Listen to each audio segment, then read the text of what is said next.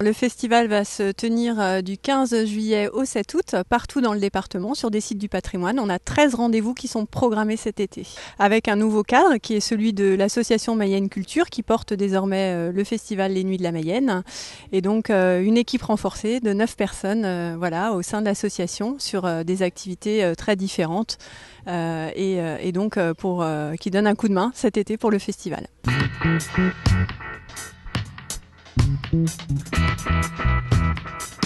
Alors on a 10 spectacles différents, donc on ouvre ce soir à Sainte-Suzanne avec L'étourdi de Molière, qui est la première comédie de Molière, qu'on redonnera demain soir à l'Huisserie, donc le 16 juillet. Ensuite, on continue avec Les deux gentilshommes de Vérone, qui sera donné à Bouers et à Larraux.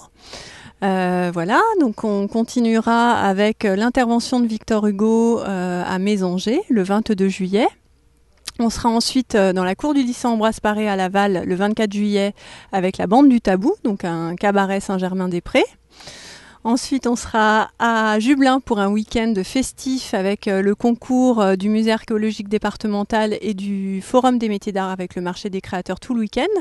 Donc on a travaillé en partenariat sur ce week-end spécifique et on a créé un week-end qui s'appelle Curiosité, un week-end de découverte artistique. Et donc il y aura le cabaret Grimm qui sera programmé aux Nuits de la Mayenne dans le théâtre antique le samedi soir à 21h30 et le dimanche 27 dans l'après-midi à 16h30 pour les plus jeunes.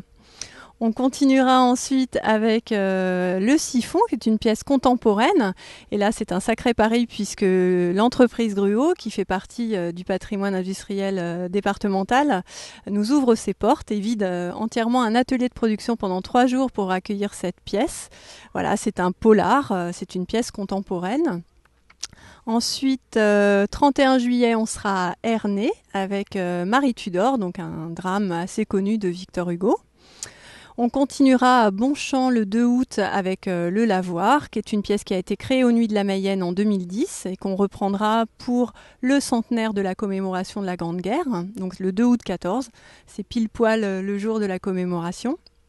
Et puis enfin, on reviendra à Sainte-Suzanne pour la clôture du festival le 5 août avec l'ensemble instrumental de la Mayenne, dirigé cette année pour la première fois par Mélanie Lévy-Thiebaud. Et puis sur un spectacle pièce montée. Et on finira avec un chapeau de paille d'Italie et 40 comédiens au plateau. Voilà, pour un festival qui se clôturera avec beaucoup de monde sur scène.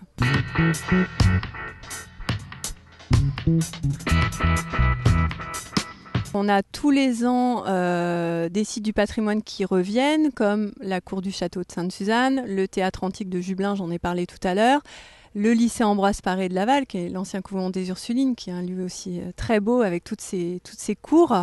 Et puis sinon, effectivement, on va à la découverte de nouveaux lieux chaque année. Donc là, cette année, on a le château du Bois-Jourdan à Bouers, en espérant le soleil vendredi prochain. On a l'abbaye de Larraux, dans le sud Mayenne également. On a le très joli parvis de l'église de Mésanger et celui d'Ernée, plutôt dans le nord. Voilà, donc c'est vrai qu'on sillonne. Et puis l'entreprise Gruau, qui pour moi fait aussi partie du patrimoine, puisque voilà, c'est un des girons de l'industrie mayonnaise.